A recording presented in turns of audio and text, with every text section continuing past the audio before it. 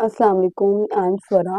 हमने फोरेंसिक्स का new topic general toxicology start किया हुआ है, जिसमें हमने अपनी प्रीवियस वीडियो में जो है लेक्चर में देखा था, डेफिनेशंस कुछ पढ़ी थी, types of poisoning and causes of poisoning को डिस्कस किया था। आज हम क्या करेंगे, हम देखेंगे किन रूट्स के जरिए से पॉइजन बॉडी में एडमिनिस्टर किया जा सकता है या ठीक है, और उसके अलावा पॉइजन जब बॉडी में आ जाता है तो उसका फेट किस तरह से जो है वो मेटाबोलाइज या एलिमिनेट हो सकता है बॉडी से।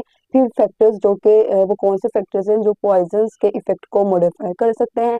फिर उसके बाद आज तो हम ये देखेंगे, ठीक है। मैंने ना इसमें जो आपको लास्ट में पूरी ये दिखाया था, मैं जो जो टॉपिक्स को कवर करना है, इसमें मैंने दो चीजें ऐड की हैं, एक डायग्नोसिस ऑफ दी पॉइजनिंग, फिर उसके अलावा लास्ट में ये कोमा कॉकटेल और टॉक्सिडोम, ठीक है। इसको भी हम डिस्कस करेंगे, ये भी जनरल टॉक्सिकोलॉजी में ही आएगा। सबसे पहले हम जो है ना आज जो हमें करना है रूट्स ऑफ द एडमिनिस्ट्रेशन। सबसे पहले अब इसमें ना देखो 6 रूट्स होते हैं टोटल, ठीक है।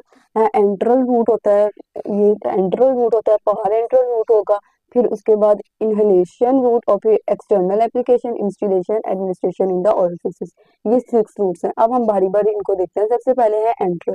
एंट्रल में वो रूट्स आएंगे जो कि पॉइजन को एब्जॉर्ब कराएंगे थ्रू दी जीआईटी म्यूकोसा, ठीक है ना। यहाँ पर पॉइजन जो है वो गैस्ट्रोइंटेस्टिनल म्यूकोसा के थ्रू एब्जॉर्ब होकर जाएगा ब्लड में। ये इस तरह से होता है। इसमें कौन कौन से आ जाते हैं, ओरली आप जो है वो पॉइजन ले सकते हो, वो भी एंट्रल में आएगा, सबलिंगुअल या रेक्टल, ये सारे, ठीक है ना। इन रूट्स के जरिए से ये आ जाते हैं एंट्रल में।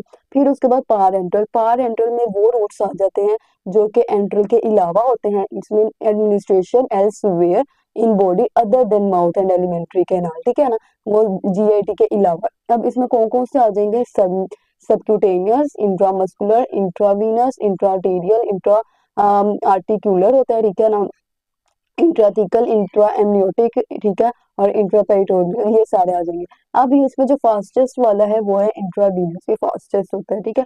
और इसमें देखो इनहेलेशन। इनहेलेशन कैसे, बाय द लंग्स। ये लंग्स के जरिए अगर आपने इनहेल किया है तो वो जाहिर सी बात है कोई पॉइजन वगैरह तो वो लंग्स के जरिए से जाएगा।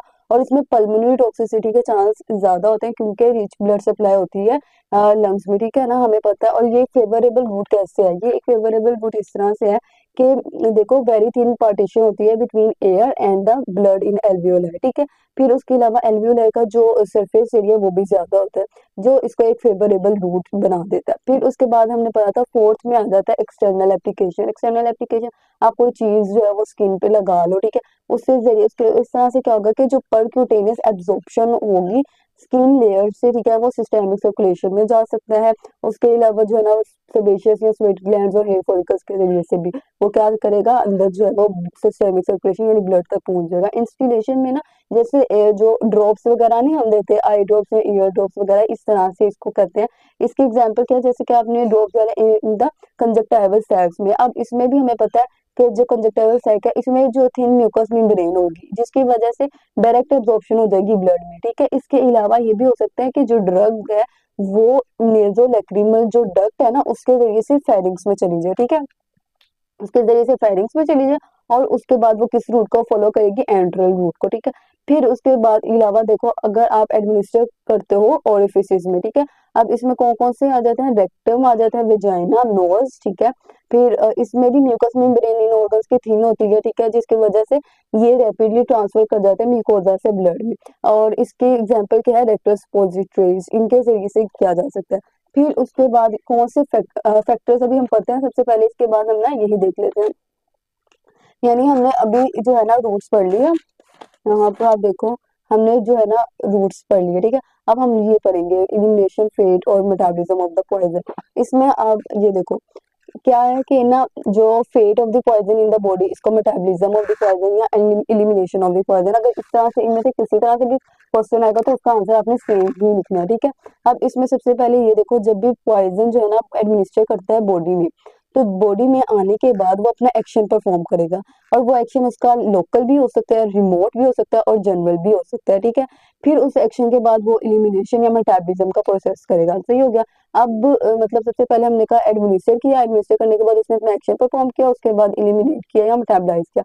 अब बिफोर एब्जॉर्प्शन क्या होगा, कैसे इफेक्ट करेगा, आफ्टर एब्जॉर्प्शन कैसे इफेक्ट करेगा, एक्सक्रीशन उसकी कैसे होगी, और फिर उसके बाद क्रोनिक डेपोजिशन अगर हो जाती है तो वो किस तरह से है। तो ये सारे हम इसको वन बाय वन पढ़ लेते हैं, ठीक है। बिफोर एब्जॉर्प्शन क्या होगा, इनिशियली जैसे ही पॉइजन इंट्रोड्यूस हुआ बॉडी में, ठीक है, उसके बाद वो अपना लोकल एक्शन प्रोड्यूस करेगा, जिस जगह पर वो इंट्रोड्यूस हुआ था उस जगह पर इरिटेशन या कोरोजन कर सकता है, ठीक है। फिर उसके बाद लोकल इरिटेशन की वजह से वो वोमिटिंग भी हो सकती है, ठीक है। और जो रिमेनिंग पॉइजन जो बच जाएगा वो स्टमक में जो था रिमेनिंग पॉइजन वो अब ब्लड में चला जाएगा। जब ब्लड में चला जाएगा तो हम उसको कहेंगे कि ये एब्जॉर्ब हो गया। अब एब्जॉर्ब होने के बाद वो क्या हो सकता है, या तो जो है ना उसका केमिकल कंपोजिशन जो है वो चेंज नहीं हुआ, ठीक है ना, fails to change its chemical composition, और वो एक्सक्रीट हो जाता है अपनी ओरिजिनल फॉर्म में ही, ठीक है। और दूसरा ये हो सकता है कि बायो ट्रांसफॉर्मेशन, यानी कि वो मेटाबलाइज हो जाए, और मेटाबलाइज होने के बाद अपना केमिकल जो है ना कंपोजिशन उसकी चेंज हो जाएगी, और ये मेटाबॉलिज्म लीवर में होती है, लीवर में हुआ और उसके रिजल्ट्स में मेटाबोलाइट्स बन गए। फिर उसके बाद जो है ना वो जो ड्रग और उसके जो मेटाबोलाइट्स बने थे वो अपने टारगेट ऑर्गन्स के ऊपर जो है ना करेंगे, और कोई स्पेसिफिक एक्शन और एफिनिटी उनके पास होती है कि वो टारगेट ऑर्गन के ऊपर जाकर एक्ट करेंगे। सही हो गया, ये आफ्टर एब्जॉर्प्शन की बात है हमने कर लिया। अब एक्सक्रीशन, वो कौन से रूट्स हैं जिनके जरिए से वो ड्रग वो पॉइजन वो एक्सक्रीट हो सकता है, वो होता है यूरिनरी ट्रैक्ट के थ्रू, इंटेस्टाइन्स के जरिए से, ठीक है, stools, bile, sweat gland, saliva, breast milk और लंग्स, ठीक है, इनके जरिए से वो एक्सक्रीट कर सकता है। अच्छा जी, क्रोनिक डेपोजिशन, इसमें क्या आ जाता है कि सर्टेन टिश्यूज होते हैं एपिडर्मिस, नेल्स एंड हेयर, वो इनऑर्गेनिक पॉइजंस को रिटेन रख सकते हैं, ठीक है ना। इनऑर्गेनिक पॉइजंस में मेटालिक पॉइजंस आ जाते हैं, ठीक है, जिसकी एग्जांपल क्या है, आर्सेनिक। ये लॉन्ग टाइम के लिए इन टिश्यूज में, एपिडर्मिस में, नेल्स में, हेयर में जो है वो रिटेन रह सकते हैं। फिर उसके बाद जो स्केलेटन यानी बोन्स है वो क्या वो में डिपॉजिट, ठीक है ना, यानी कि कौन से पॉइजंस जो मेटालिक पॉइजंस हैं, यानी लेड है, रेडियो एक्टिव पॉइजंस हैं, वो बोन्स वगैरह में डिपॉजिट हो सकते हैं, ठीक है। हमने पढ़ा कि इनऑर्गेनिक पॉइजन जैसे कि आर्सेनिक वगैरह वो टिश्यूज में, एपिडर्मिस, नेल्स, हेयर्स वगैरह में डिपॉजिट हो सकते हैं, और जो लेड और जो है ना रेडियो एक्टिव वो बोन्स में, ठीक है। अब उसके बाद हमने ये भी पढ़ लिया।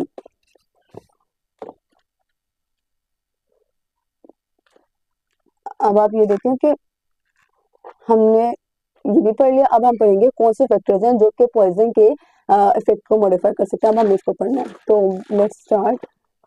ये देखिए इसमें बहुत टोटल 15 जो है ना वो फैक्टर्स हैं। सबसे पहले हम देखते हैं क्वांटिटेटिव एंड डोजेज, पॉइजन की कितनी क्वांटिटी हो, कितनी डोज दी जाए तो वो किस तरह से इफेक्ट करेगी। अगर हाई डोज है पॉइजन की तो वो तो क्विकली एक्ट करेगी और उसके रिजल्ट में फेटल कॉम्प्लिकेशंस हो सकती है। अगर मॉडरेट डोज है तो उसके रिजल्ट में एक्यूट पॉइजनिंग हो सकती है, और अगर लो डोज है तो फिर उसके सब क्लिनिकल इफेक्ट्स आएंगे, यानी कि कोई हमें सिम्टम्स भी नहीं आएंगे पेशेंट में, ठीक है, बहुत कम।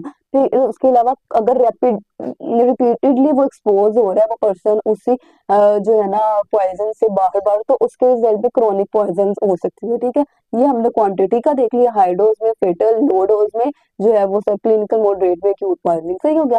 अब जो है ना फॉर्म्स के फॉर्म्स किस तरह से इफेक्ट करती है, एक और पॉइजन की को अगर फिजिकल फॉर्म और केमिकल फॉर्म, ये दो तरह की फॉर्म्स होती है। फिजिकल फॉर्म में अगर पॉइजन बॉडी में जाता है तो उसमें तीन तरह की फॉर्म्स आ जाती है, गैस आ जाती है, लिक्विड आ जाती है और सॉलिड आ जाती है, ठीक है ना। जो गैशियस और वोलेटाइल फॉर्म पॉइजन होते हैं ना वो क्विकली एब्जॉर्ब कर जाते हैं और उनका इफेक्ट भी जो है ना वो रैपिडली आता है, ठीक है। जबकि जो लिक्विड पॉइजन होते हैं ना वो as compare to the solid poison वो रैपिड जो है ना उनका इफेक्ट होगा।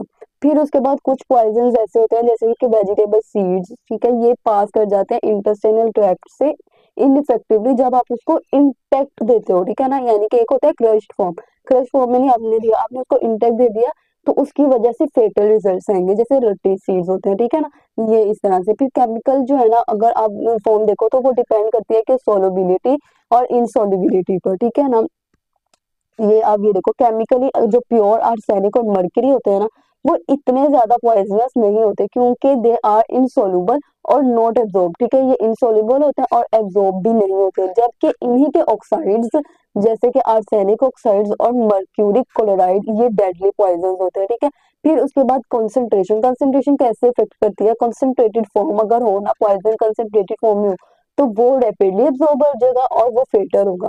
अब कंडीशन अगर हम देखें स्टमक की कंडीशन वो कैसे इफेक्ट करेगी, अगर तो स्टमक में फूड प्रेजेंट है, ठीक है, तो वो पॉइजन को डाइल्यूट कर जाएगा, ठीक है, और उसके अलावा स्टमक वॉल को वो प्रोटेक्ट करेगा और एब्जॉर्प्शन भी डिले होगी, तो ये तो फायदे की चीज है। और लेकिन इसी में एक बात याद रखो कि जो फैटी फूड होते हैं ना, वो जो है एब्जॉर्प्शन को ज्यादा कर देते हैं पॉइजन की, ठीक है। फिर उसके अलावा जो है एम्प्टी स्टमक भी जो है वो रैपिडली एब्जॉर्ब करेगा पॉइजन को, ठीक है। अगर फूड प्रेजेंट है तो वो तो डिले कर देगा वो एब्जॉर्प्शन को, लेकिन फैटी फूड डिले नहीं करता, रैपिड करता है। और उसके अलावा एम्प्टी स्टमक और फैटी फूड इज डेंजरस, जबकि presence of the food like except fatty food, ठीक है, वो फायदेमंद है, मतलब वो कम इफेक्ट आएगा उसकी वजह से। अब रूट ऑफ एडमिनिस्ट्रेशन देख लेते हैं। इसमें जो है ना कि किस रूट के जरिए से वो जो है पॉइजन एडमिनिस्टर हुआ है, तो उसका भी इफेक्ट आता है। इसमें आप देखो यही स्नेक वेनम अगर जो है ना इंजेस्ट किया जाए ओरली तो वो लेस हार्मलेस है, ठीक है ना, उसका इतना इफेक्ट नहीं आएगा। लेकिन अगर यही इंजेक्ट किया जाए, ठीक है ना, इंजेक्शन के थ्रू ब्लड में भेजा जाए, या कोई स्नेक बाइट हो जाए, ठीक है ना, किसी पर्सन को, तो वो फेटल है, ठीक है। फिर उसके बाद आप यहाँ पे ये देखो कि इनहेल्ड गैसियस फॉर्म सबसे ज्यादा खतरनाक है, उसके बाद इंट्रावीनस इंजेक्शन, फिर उसके बाद इंट्रामस्कुलर इंजेक्शन, उसके बाद सबक्यूटेनियस और इंट्राडर्मल इंजेक्शन, और सबसे लीस्ट टॉक्सिक, सबसे कम जो जिसका इफेक्ट आएगा खतरनाक या हार्मफुल इफेक्ट आएगा वो इंजेक्शन है, और जिसका सबसे ज्यादा इफेक्ट आएगा हार्मफुल इफेक्ट आएगा वो इनहेल गैसियस फॉर्म है। फिर एज ऑफ द इंडिविजुअल, ये भी इसका भी इफेक्ट आता है कि जैसा कि ओपियम और अल्कलॉइड्स हैं, ये बेटर टॉलरेटेड होते हैं एल्डर्स में, ठीक है, और लेस टॉलरेटेड या बैडली टॉलरेटेड होते हैं यानी चिल्ड्रन और इन्फेंट्स में, वो उसको टॉलरेट नहीं कर सकते। क्यों? क्योंकि जो एल्डर्स होते हैं ना उसमें ब्लड ब्रेन बैरियर जो है वो डेवलप हो चुका होता है, ठीक है, and not fully developed drug metabolising enzymes, ठीक है, जो ड्रग को मेटाबोलाइज करें। अब आ जाता है मेटाबॉलिज्म इन द बॉडी। अब बॉडी में क्या होता है कि जब भी मेटाबॉलिज्म होती है ना, ज्यादातर मेटाबॉलिज्म के रिजल्ट में लेस टॉक्सिक कंपाउंड्स बनते हैं, ठीक है। मेटाबॉलिज्म मेनली ना होता है लिवर में, उसके बाद लेस टॉक्सिक कंपाउंड्स बनते हैं, वो लेस टॉक्सिक कंपाउंड्स जो है वो किडनी के थ्रू एक्सक्रीट हो जाते हैं। अब यहाँ पर बताया कि मोस्टली जो है ना जो मेटाबॉलिज्म होता है उसके रिजल्ट में लेस टॉक्सिक कंपाउंड्स बनते हैं, लेकिन कुछ केसेस में क्या होता है मेटाबॉलिज्म के रिजल्ट में पहले से ज्यादा टॉक्सिक कंपाउंड्स बन जाते हैं। जैसे कि मेथनॉल पॉइजन की बात करें तो जब इसका मेटाबॉलिज्म होगा ना तो फॉर्मिक एसिड बनेगा। ये फॉर्मिक एसिड जो है इसके ज्यादा खतरनाक इफेक्ट्स हैं as compare to the methanol poison, methanol itself, ठीक है। ये क्या करेगा, ये सीएनएस की डिप्रेशन करा देगा, इसके ऑक्यूलर इफेक्ट्स भी आएंगे। फिर उसके बाद आप आ जाओ एक्सरसाइज। एक्सरसाइज में क्या होता है कि ना जैसे अगर किसी ने अल्कोहल लिया तो उसमें एक्सरसाइज के दौरान क्या होगा कि ब्लड ज्यादा से ज्यादा मसल्स को उस टाइम पर चाहिए होता है, तो ब्लड मसल्स की तरफ चला जाएगा, ज्यादा मसल्स की तरफ जाएगा तो सीएनएस पर उसका इफेक्ट जो है ना अल्कोहल का वो काम आएगा। ऑक्यूपेशन भी अफेक्ट करती है, वो किस तरह से कि जो इंडस्ट्रियल वर्कर्स होते हैं ना पेस्टिसाइड्स के, ठीक है, वहां पर कोई काम करे तो उनका क्या है कि ability to metabolise the drugs वो बहुत ज्यादा है, तो वो जल्दी से उसको मेटाबोलाइज कर सकेंगे। क्यों ज्यादा है? क्योंकि उनका जो लीवर माइक्रोसोमल एंजाइम एक्टिविटी है वो ज्यादा है, तो इस वजह से रिजल्ट इफेक्ट पॉइजन का कम आएगा। फिर cumulative action of the poison का क्यूमुलेटिव एक्शन क्या है कि ना जैसे कि एक पॉइजन है, ठीक है, वो बॉडी से रेडिली जो है ना एक्सक्रीट नहीं करता, वो बॉडी में ही एक्यूमुलेट कर जाता है। जैसे हम उसको रिपीटेड डोज में देते जाएंगे तो वो बॉडी में एक्यूमुलेट करता जाएगा, ठीक है। अब इसकी एग्जांपल है लेड। लेड आपने फर्स्ट टाइम लिया, लो डोजेज में लिया, उसका कोई आपको हार्म नहीं हुआ, लेकिन जैसे ही आपने रिपीटेड डोज में उसको लिया फॉर लॉन्ग टाइम, ठीक है, उसके रिजल्ट में क्या हुआ कि वो डिफरेंट टिश्यूज में जाकर वो जाके स्टोर होता गया, मतलब एक्यूमुलेट होता गया, ज्यादा होता गया, फिर एक टाइम में वो बहुत ज्यादा हो गया और उसका हार्म इफेक्ट हुआ। फिर टॉलरेंस। टॉलरेंस किसे कहते हैं? टॉलरेंस हम कहते हैं कि ना एक ड्रग से बार बार आप उसको रिपीटेडली लेते जा रहे हो, आपकी बॉडी उसको अडेप्ट कर गई है और उसके रिजल्ट में अब रिस्पॉन्स जो है ना वो कम आ रहा है, बॉडी का रिस्पॉन्स, ठीक है ना, decrease response to the drug जब उसको रिपीटेडली लिया जाए, ठीक है। अब इसमें एग्जांपल आ जाते हैं बार्बिट्रेट, अल्कोहल और टोबैको वगैरह की। आपने अगर इनको लिया तो एक टाइम पर उसका इफेक्ट ज्यादा आता है, ऐसा ऐसा वक्त के साथ उसका इफेक्ट कम आने लग जाएगा, इसके रिजल्ट में इफेक्ट कम आता है, ठीक है। और फिर उसके बाद इडियोसिंक्रेसी किसे कहते हैं? कुछ लोग जो होते हैं ना वो उनमें hyper sensitivity, inherent hyper sensitivity होती है, ठीक है, जिसकी वजह से वो किसी पर्टिकुलर ड्रग को जो है ना वो उसको एडवर्स रिएक्ट करते हैं उसके लिए ना, यानी कि आपने उसको कोई उस पर्सन को कोई ड्रग दी तो उसका जो रिस्पॉन्स होगा वो एडवर्स होगा, ठीक है ना, एबनॉर्मल रिस्पॉन्स होगा, कोई जो है ना एडवर्स रिस्पॉन्स होगा, इसको हम इडियोसिंक्रेसी कहते हैं।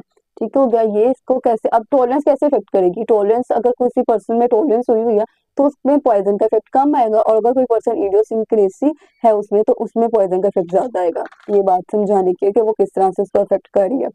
साइनर्जिज्म कहते हैं कि ना दो सब्सटेंस है, ठीक है, उन दो सब्सटेंस का क्यूमुलेटिव इफेक्ट जो है उनके इंडिविजुअल एक्शन के सम से ज्यादा है, यानी कि एक सब्सटेंस जो है ना वो 2 + 2 = 4 है, लेकिन ये इसमें जब हमने दो दिए तो वो 4 की बजाय 6 है उसका इफेक्ट, ठीक है ना। तो क्या है, cumulative effect of two substances greater than the sum of the individual action. इसमें अगर बार्बिट्रेट और एग्जांपल क्या है कि आप बार्बिट्रेट और अल्कोहल को एक साथ दोगे तो उनका इफेक्ट ज्यादा आएगा, ठीक है। एंटागोनिज्म क्या है कि दो सब्सटेंसेस हैं और वो क्या करेंगे, two substances oppose the effect of each other, two substances एक दूसरे के इफेक्ट को अपोज करेंगे, ठीक है। इसकी वजह से जो है ना दूसरे की प्रेजेंस में पहले का इफेक्ट कम आएगा, effect is less in presence of other. इसमें एग्जांपल है ओपियम और नैलोक्सोन, इनको अगर हम देंगे तो इसकी वजह से क्या होगा, इफेक्ट कम आएगा, यानी समझाने वाली बात है। साइनर्जिज्म में क्या होता है, इस केस में पॉइजन का इफेक्ट ज्यादा आएगा, एंटागोनिज्म के केस में पॉइजन का इफेक्ट कम आएगा, ठीक है, क्योंकि इसमें क्या हो रहा है वो अपोज कर रहे हैं एक दूसरे के इफेक्ट को, इसमें क्या हो रहा है कि वो एक दूसरे के इफेक्ट को ज्यादा कर रहे हैं, यानी कि उसके इंडिविजुअल इफेक्ट से भी ज्यादा हो रहा है। फिर एलर्जी क्या होता है कि इसमें reaction by the immune system, यानी कि कुछ बॉडीज होती हैं वो एलर्जीज के अगेंस्ट उनकी इम्यूनिटी जो है वो बहुत ज्यादा रिएक्ट करती है, जिसमें आ जाते हैं कौन कौन से सब्सटेंसेस जिनको रिएक्ट कर सकती है, पोलन, फूड और ड्रग वगैरह को, ठीक है।